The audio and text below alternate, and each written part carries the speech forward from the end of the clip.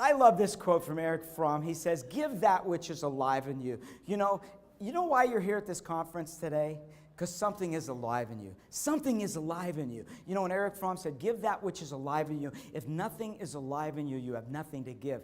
But we've got to give all of those things that are alive in us. And, you know, there was actually years ago, I tell you, I've got a skill that if this was an Olympic event, I would probably win a gold medal. But nobody can ride a shopping cart like I can.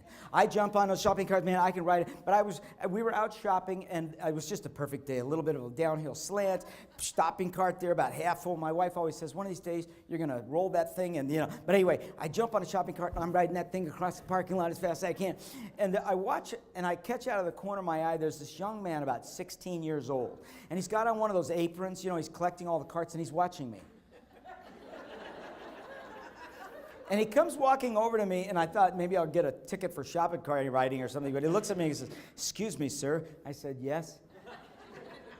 "How old are you?" It's a true story. The young man looks at me, he says, "How old are you?" And I said, well, at the time, I said, "I'm 55. And honest to goodness, I'm going to tell you what this young man said to me. He said, "Sir, I just hope that when I am your age, I'm having as much fun as you are." And it was so nice. And I said to him, I said, "I hope you are too. I hope you are too." Because, you know, when you look at kids today, you know, when they look at us adults, why would they want to grow up? You know, why would they want to become one of us? You ever have those people like, you know, "Are you enjoying life?" "Yes, I'm enjoying life." Why don't you tell your face, you know? It's like, but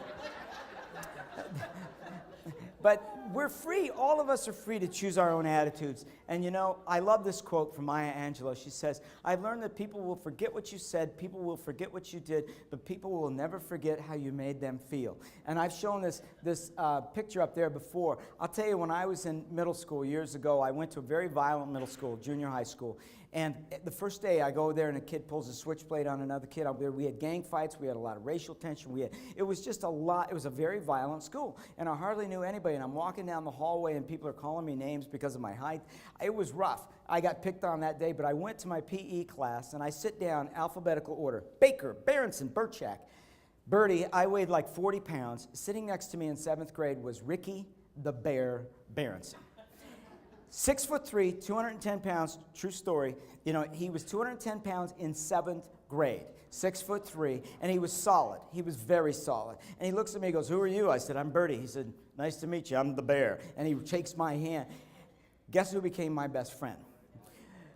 The Bear. And don't mess with the bird because now you're going to get the bear. And so, but you'd see us walking down the hallway, the bird and the bear. But you know, one act of compassion, I never saw the bear get in a fight in his life. He had the ability to not care what anybody thought about him. He was the kindest, most gentle, and he was huge.